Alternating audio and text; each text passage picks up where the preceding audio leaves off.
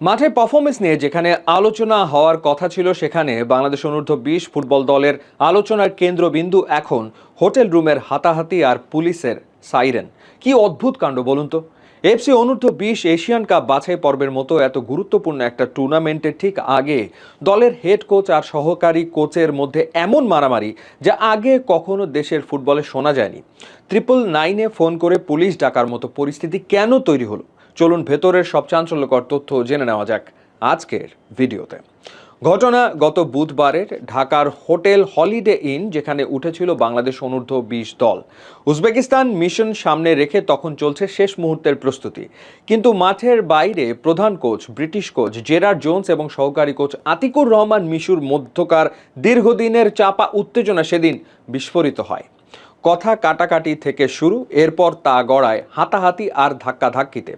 পরিস্থিতি এতটাই নিয়ন্ত্রণের বাইরে চলে যায় যে প্রধান কোচ জেরার্ড জোন্স নিজেই বাধ্য হন জাতীয় জরুরি সেবা 999-এ ফোন করতে। মুহূর্তের মধ্যে পুলিশ এসে হাজির হয় হোটেলে। যদিও শেষ পর্যন্ত বড় কোনো অপ্রীতিকর ঘটনা ঘটেনি, তবে দেশের ফুটবলের ইতিহাসে টিম হোটেলে পুলিশ ডাকার এমন ঘটনা এই প্রথম। তবে ভাই, এই কাণ্ডের সূত্রপাত কিন্তু একদিনে হয়নি। জেরার্ড জোন্সকে নিয়ে বাফুফের ঝামেলা নতুন কিছু নয়। কিছুদিন আগেই এই ইংলিশ কোচ নিজের ফেসবুক পেজে লম্বা এক পোস্ট দিয়ে বসলেন। সেখানে তিনি দাবি করেন তার বকেয়া বেতন রয়েছে এবং তিনি তার পরিবার ও স্ত্রী সন্তানদের কাছে টাকা পাঠাতে পারছেন না। নিজের জীবন ও পরিবার নিয়ে তখন তিনি শঙ্কার কথাও জানিয়েছিলেন। যদিও পরবর্তীতে বাফুফে তার অ্যাকাউন্টে টাকা পাঠিয়ে দেয়, কিন্তু কোচের সাথে ফেডারেশনের এবং স্টাফদের সম্পর্কের বরফ কি আর অত সহজে গলে? কোচিং স্টাফের অন্দরে চলা সেই ক্ষমতার দ্বন্দ্ব আর সমন্বয়হীনতারই চূড়ান্ত রূপ ছিল বুধবারের এই মারামারির ঘটনা। সবচেয়ে বড় কথা হলো, আগামী 31 অগাস্ট থেকে উজবেকিস্তানে শুরু হচ্ছে এফসি অনূর্ধ্ব-20 এশিয়ান কাপের বাছাই পর্ব। মূল পর্বে জায়গা করে নেওয়ার লক্ষ্য নিয়ে 27 অগাস্ট দলটির দেশ ছাড়ার কথা।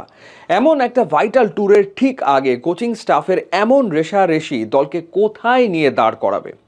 বয়সভিত্তিক দল হলেও এটি তো দেশের প্রতিনিধিত্বকারী জাতীয় দল। বাফুফের ডেভেলপমেন্ট কমিটি অবশ্য নড়ে চড়ে বসেছে। কমিটির সদস্য সামিদ কাশেম জানিয়েছেন বিষয়টি তারা দেখছেন এবং দ্রুতই একটা সুন্দর সমাধানের চেষ্টা চলছে।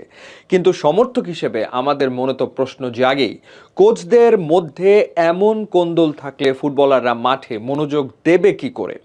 ভাই, শুধু জেরার্ড জোন্স একা নন, এর আগেও বাফুফের অনূর্ধ্ব-20 কোচিং প্যানেল নিয়ে কম নাটক হয়নি। জোন্সের আগে দলের দায়িত্বে থাকা ব্রিটিশ কোচ মার্ক কক্সের কোচিং সনদ ও যোগ্যতা নিয়েই তো বড়সড় প্রশ্ন উঠেছিল।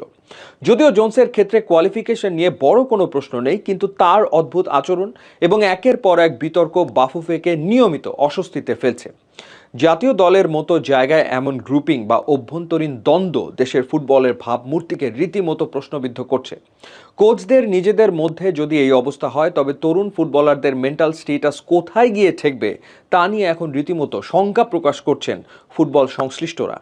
তবে বাফুফে এখন চাইলেও অতীতে ফিরে যাওয়ার সুযোগ পাচ্ছে না। উজবেকিস্তানের ফ্লাইট ধরার আগে কোন্দল ধামাচাপা দিয়ে দলটিকে মাঠে নামাতে হবে একাট্টা হয়ে।